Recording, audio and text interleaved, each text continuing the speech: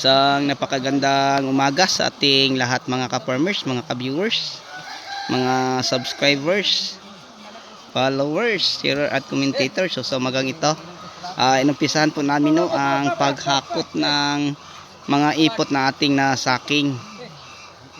So yan po mga ka-farmers, diretso na po namin itong gamitin sa aming mga pananim kasi matagal na po itong stock. So kung tingnan natin, ganito na, parang lupa ng mga ka-farmers. So katamtaman, hindi siya masyadong basa, hindi uga. Tamang tama lang mga ka-farmers, mga ka-viewers. Tara, hagdan. Okay, next. So naka 14 pa lang ako nabalik. Masakit ang baywang ko.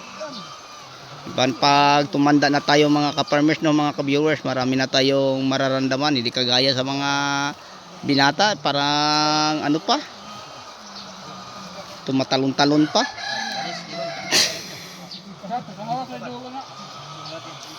Okay, next.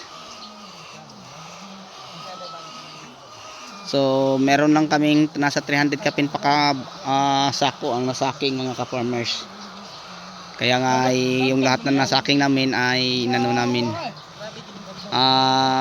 Dila na namin doon sa labas kasi doon sa likuran makakapasok ang sasakyan. So may kalayuan siguro mga 3 minutes simula din bago kami makapagkarga. So lang pa sa kalahati na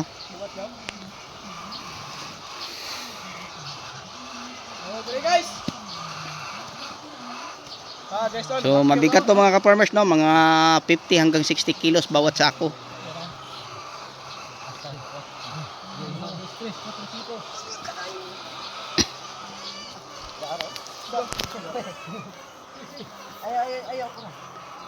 Ay natimpag yang gitikangan.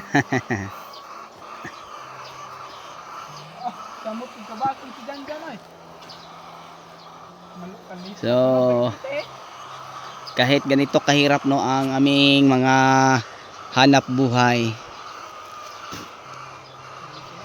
pero sinisipagan namin para sa pamilya namin na mamumuhay ng walang taong inaapakan, nanimuhay ng patas.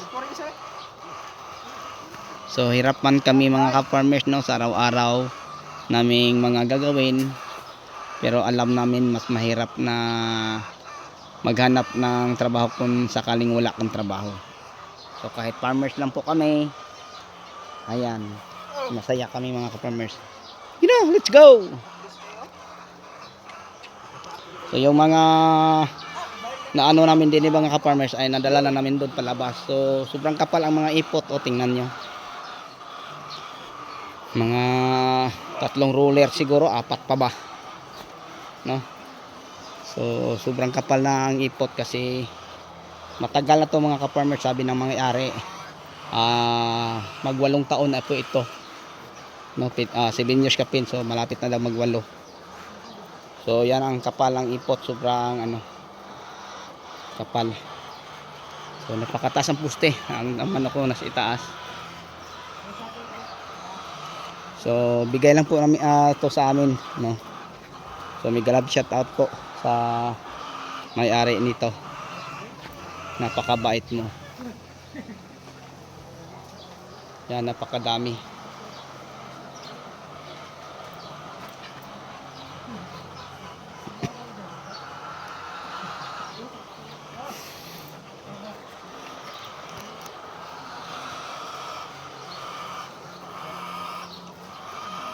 So ito po ang paitlog na ipot ng paitlog na manok mga ka-farmers.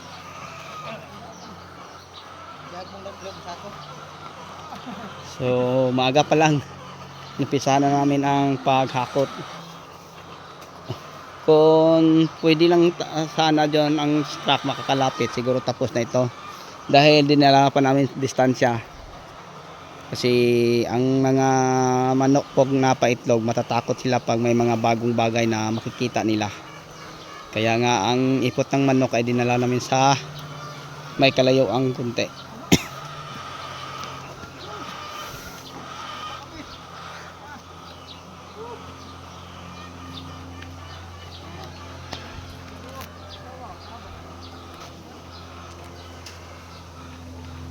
So ito mga ka-farmers, mga isang pa siguro din banda, no?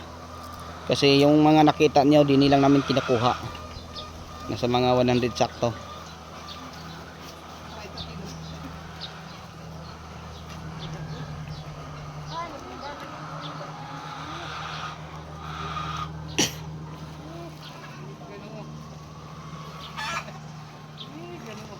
Okay, so pag sariwa pa ang ipot ng manok,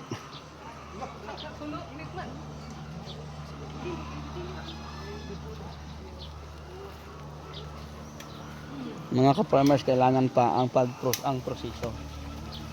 Pero pag halimbawa ito ay stock na o matagal nang nakatambak, pwede na itong gagamitin diretso. Katulad nito mga ka-farmers, pwede na to siyang i-apply. Okay, so share ko lang sa inyo ang tamang paggamit po ng mga ipot ng manok. Siguraduhin hindi sariwa, matagal ng stock, no? Tapos mga ka-farmers, kung halimbawa gawin mo ito sa puting o pangbasal, kailangan natin to ibaon, no, ng mga maghukay ka na sa lalim ng mga 6 inches, then fertilizer na mga 10 to 20 grams bago ang ipot, no, na isang daklop, yung nakaganyang kamay, dalawang kamay parang nakaganyan, nagkaano ang ilagay natin sa bawat butas. Tapos takpan natin ang ipot sa mga lalim na 2 inches bago ang mga punla nating pananim. So yun po ang tamang paggamit mga ka-farmers ko halimbawa sa puting. Pero kung nakatanim na ang mga talong, ang palaya, kamatis at iba pang mga pananim, halimbawa ito ang puno, no, dinibanda ang puno, so mga 3 to 4 inches lang po mga ka-farmers ang pinakamalapit, 3 inches 4 hanggang 5. So tapos ikalat mo paikot sa puno. Huwag ilagay ang ipot ng manok na malapit lang sa puno kasi napaka ano po niya, no, napakainit. Tapos baka sariwa pa ang ipot mo, napaka-acid din. Kaya nga may kalayo ang kunti, mga 3 to 4 inches. So ganyan po ang tamang paggamit. Then kung halimbawa mga ka-farmers, napansin mo may mga manok na palakad-lakad, so baka kalaykayin kasi marami itong mga pagkain na pwede nilang kaya nga anuhan nila mga ka-farmers, no, kakain ng mga nila paa. So para safe, ang ipot na nilagay nyo na ikalat na malapit sa puno, mas maganda tambakan nyo ng lupa. So ganyan lang mga ka-farmers ang tamang paggamit sa mga ipot ng manok sa mga pananim natin. So ulitin ko, ang sariwang ipot ng manok tulad dyan, ipapaksilip ko lang sa inyo, hindi siya pwedeng gamitin. Pero okay lang yung mga sa ilalim, alisin nyo lang mga nasa mga 4 inches ang kapal, mga ganyan ang kapal, alisin mo. Tapos yung parang nabuhangin na or parang balas na tingnan natin, yan pwede nyo na. Kahit i-stock lang niyo mga 1 buwan, 2 buwan.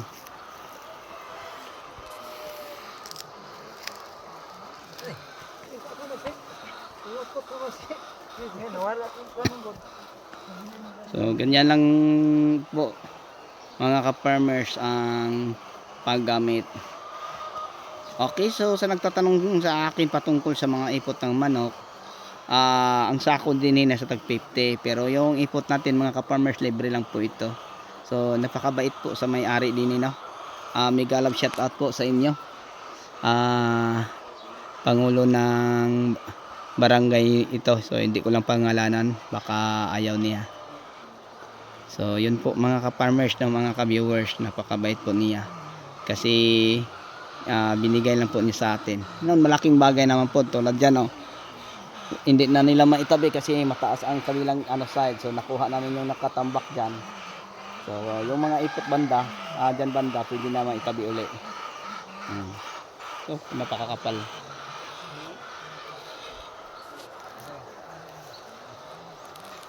Okay, so sa inyong lahat mga ka-viewers, mga subscriber ko, hanggang dito na lang po siguro tayo, no? So big love shout out po ulit sa mga subscriber ko, mga audience, sharer at commentator. So sa inyong walang sawang pagsuporta, maraming salamat po. Bye bye and God bless. Thank you.